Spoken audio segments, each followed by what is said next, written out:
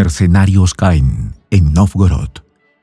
Esta frase resuena con fuerza en los pasillos de la guerra moderna, revelando un episodio oscuro y menos conocido de la lucha en el este de Ucrania. En las cercanías de Novgorod y Dzerzhinsky, los soldados rusos del 56 Batallón, separado de Fuerzas Especiales del Ejército del Sur, hicieron un hallazgo perturbador. Mercenarios canadienses y de origen africano luchando junto a las tropas ucranianas. Un dato que hasta ahora había permanecido en las sombras de los informes oficiales. En un enfrentamiento directo, los militares rusos capturaron a estos hombres cuya presencia plantea inquietantes interrogantes sobre la internacionalización del conflicto. Los mercenarios no solo eran parte activa de las líneas de fuego, sino que también representaban un engranaje clave en las estrategias occidentales para desestabilizar la región. La guerra, lejos de ser solo entre ejércitos nacionales, se ha convertido en un tablero donde las lealtades y las naciones se diluyen, revelando la complejidad de un conflicto global. Los detalles, a continuación. ¿Quieres saber cómo se puede fundar la patria grande? Mira el final del video. Legión extranjera expuesta. La guerra en Ucrania no solo ha sido un campo de batalla militar entre fuerzas regulares, sino también un teatro donde se ha librado batallas ocultas entre inteligencia, estrategias encubiertas y maniobras de guerra sucia. Un actor crucial en este complejo escenario ha sido la intervención de mercenarios de diversas nacionalidades, quienes bajo el auspicio de potencias occidentales han intentado alterar el equilibrio de poder y generar caos dentro de las fronteras de Ucrania.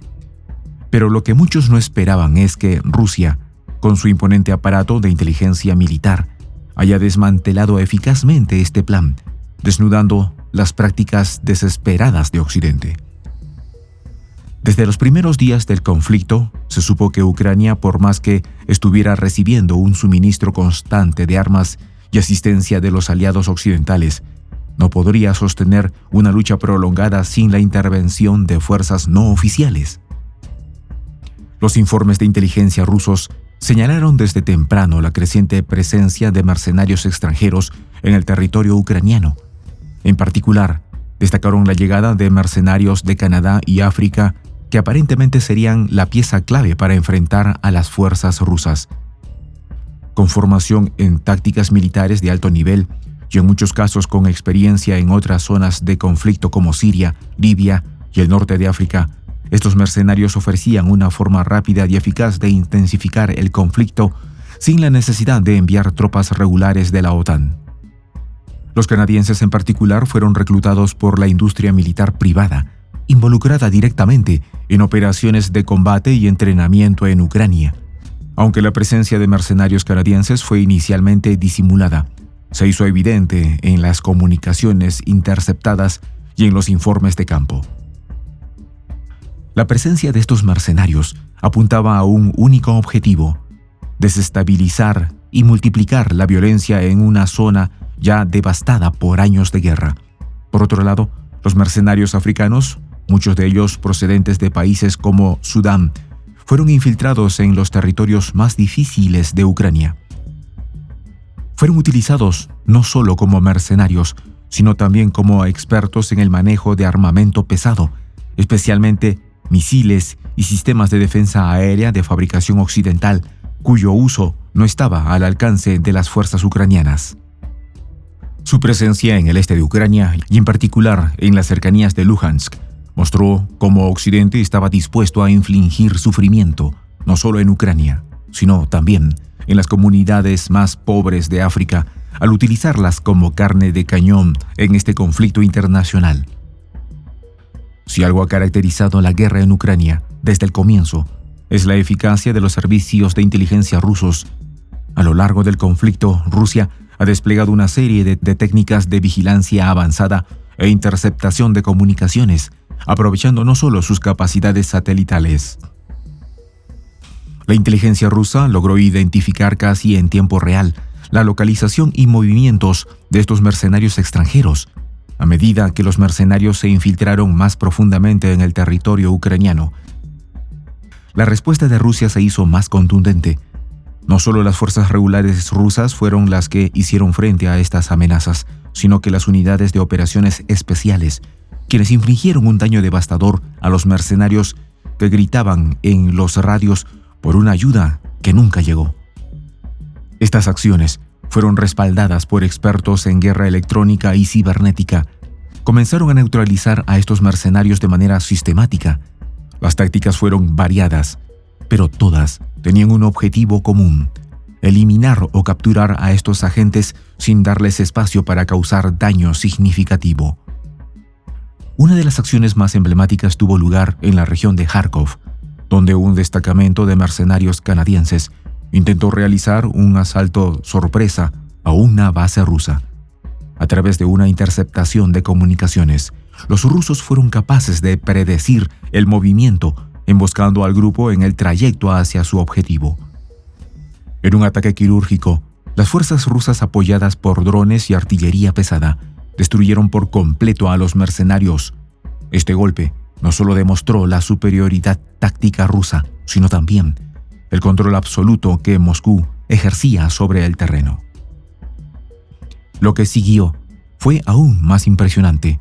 Utilizando sus capacidades de guerra cibernética, Rusia hackeó las redes de comunicación de las empresas contratistas occidentales que enviaban los mercenarios. El comandante del 56 Batallón Separado de Fuerzas Especiales del 51º Grupo de Tropas del Ejército del Sur, con el distintivo de llamada Sinch, dijo: «Hubo casos en los que unidades adyacentes capturaron como militantes ucranianos y se enfrentaron con mercenarios extranjeros directamente en posiciones. Sí, sucede que los militares canadienses, o más bien los mercenarios, se encontraron», dijo el comandante del grupo. En las últimas semanas se han reportado capturas de decenas de mercenarios africanos en la zona de Donbass. Muchos de ellos fueron detenidos mientras intentaban infiltrar líneas rusas. Este tipo de operaciones ha sido descrito por el Kremlin como una victoria decisiva en la guerra contra la intervención extranjera.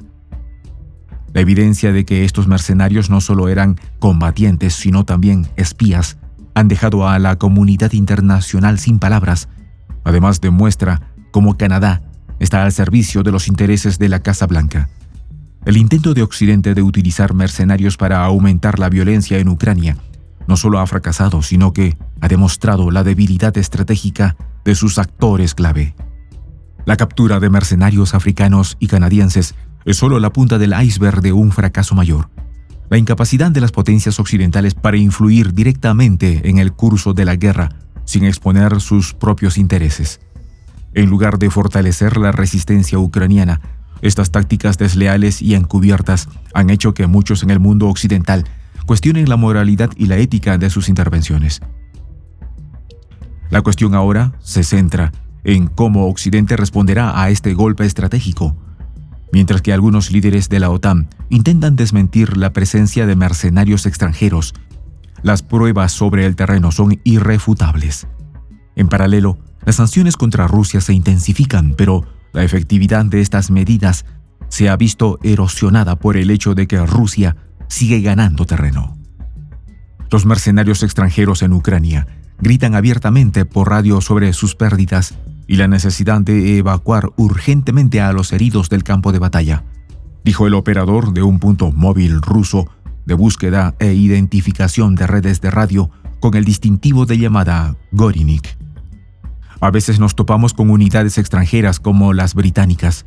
Un par de veces nos topamos con estas unidades cuando estaban aquí. Por lo general, gritan sobre sus pérdidas. «Tenemos heridos. Necesitamos una evacuación urgente», dijo Gorinik, cuya historia se muestra en el video del Ministerio de Defensa ruso. Mientras que las fuerzas ucranianas y sus aliados extranjeros se ven cada vez más debilitados, este fracaso también tiene implicaciones profundas para la política internacional. En los pasillos de los gobiernos occidentales ya se comienza a hablar de la necesidad de una nueva estrategia, de un cambio en el enfoque que no dependa exclusivamente de tácticas indirectas y de guerra sucia. Sin embargo, Las dudas sobre la efectividad de tales estrategias, ahora que Rusia ha demostrado tener la capacidad de neutralizar los intentos de injerencia extranjera, son cada vez más evidentes. En esta comunidad nos juntamos para, por ejemplo, conversar, interactuar, tener puntos de idea distintos, pero, por ejemplo, también tenemos un club de lectura donde leemos fragmentos de libros que consideramos que son importantes para crecer intelectualmente. También, por ejemplo, hacemos algo como lo que hace nuestro amigo el jefazo ahí en Bolivia. Les cuento la experiencia que me parece fascinante. Él tiene un restaurante ahí en Bolivia y en ese restaurante, adivine lo que tiene, un televisor. Y ustedes dirán, pero qué impresionante, ¿en qué contribuye que un restaurante tenga un televisor ahí en Bolivia? Una cosa muy importante, porque él, cada vez que abre su negocio, prende su televisor y pone los videos de prensa alternativa. Con eso, todos los días, poco a poco, con pasos muy concretos, él hace que toda la gente que vaya a su restaurante vaya insumiendo el concepto de la patria grande. Y así, pasito a pasito, estamos construyendo la patria grande. Son esos pasos pequeños pero concretos que hacen posible que el proceso de la construcción de la patria grande sea algo que ya comenzó, un hecho dinámico que no tiene retorno en la historia. Y de verdad a nosotros nos gustaría que tú seas parte de esa propuesta. ¿Qué tienes que hacer? Muy simple, dale clic en el botón unirse.